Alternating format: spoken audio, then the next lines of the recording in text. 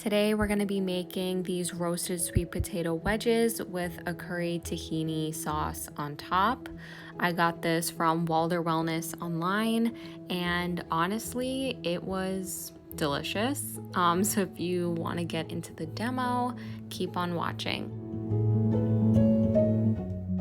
For the sweet potato wedges, you're going to need 2 large sweet potatoes, 2 tablespoons of olive oil. I substituted it for some coconut oil just because it has a higher smoke point, and we're going to be cooking these at 400 degrees Fahrenheit.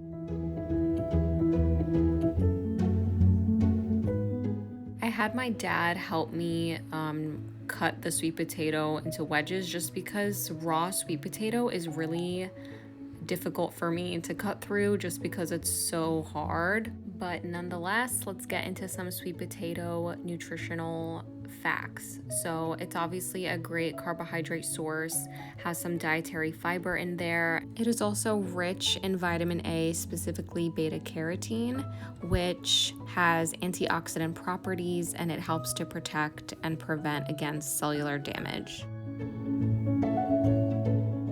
So here I'm just seasoning my wedges with some salt and topping it with coconut oil for it to cook in the oven. The original recipe actually called for olive oil, but I just prefer something like a coconut oil or a ghee, or just something that has a higher smoke point. Olive oil isn't considered to have a high smoke point, so it's just better off when you're, doing high temperature cooking to use oils like coconut oil, ghee, stuff like that.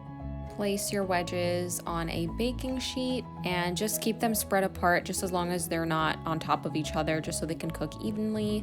I'm putting them in the oven, and I'm just gonna get started on the dressing in the meantime. So I'm just adding in the tahini along with the olive oil, the lemon juice, the maple syrup, curry powder, ground ginger, and some salt and pepper to taste. You can add a tablespoon of water, any amount of water, just so you can thin it out a bit. I didn't add any water to my dressing, and this is the consistency that it came out as. It was a little thick, but still runny, so I thought it was good to go.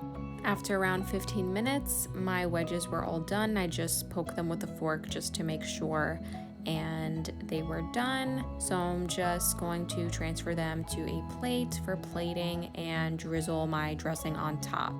I did notice that I could have added a bit more water just to make it easier to drizzle, just to thin it out a little bit.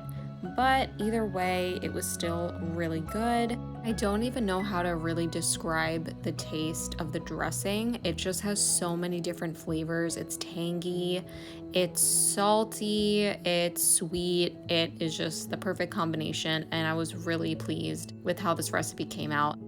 I hope you guys enjoyed this demo. If you have any questions, you can just comment down below. Please visit East New York Farms and pick up some fresh and locally grown produce. See you guys in the next one.